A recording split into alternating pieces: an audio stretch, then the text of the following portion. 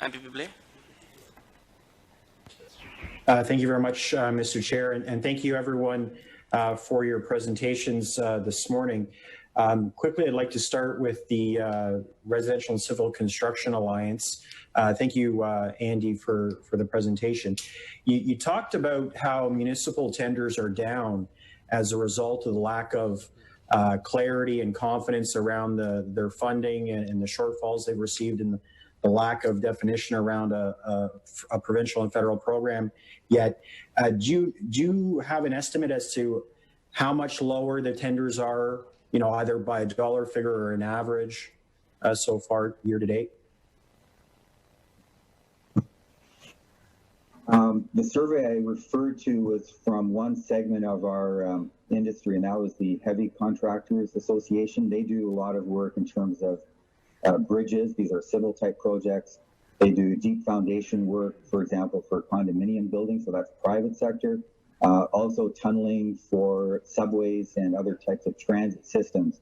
I don't have an exact figure across the board, but our members are continually feeding us informal type information and saying that overall they're seeing a drop in the tenders just because of the difficult situation that municipalities are facing. So we can understand that. And there is a cash crunch that I referred to. So that's why we're saying it's a desperate situation right now where we recognize that there's only so much the province can do. Municipalities have to balance their budget, and the federal government is the only one that can print cash. So that's why we started lobbying up in Ottawa earlier this spring. Unmute, please. Thank you. When you talk about the need to focus on strategic investments, what did you have in mind? We often hear about the infrastructure renewal deficit and just simple repavings and potholes and wastewater, etc. But often governments overlook those for the shiny new bauble. So what did you have in mind from a strategic investment point of view? Yeah, I'll make this sort of into two categories. Compared to 10 years ago when we were going through the financial crisis. So 10 years ago, a lot of Ontario municipalities did not have rigorous asset management plans.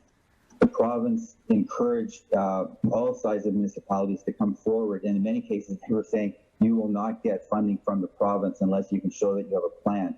So municipalities actually have a good list right now of what they can do in terms of state of good repair, and these are what I would call priority lists.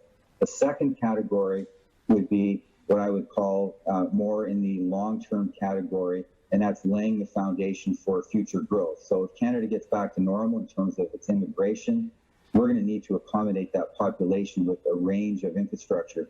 Now, certainly Minister McKenna in Ottawa has said that, we need a triple lens on this kind of thing. It should be resilience in terms of climate change or more severe weather. We need to be inclusive. So those are all important strategic objectives. And with COVID, I think we are able to look at, how might we recalibrate to do things a little bit better. Sure. Thank you very much. And in the same vein to the snowmobile group, you mentioned that you have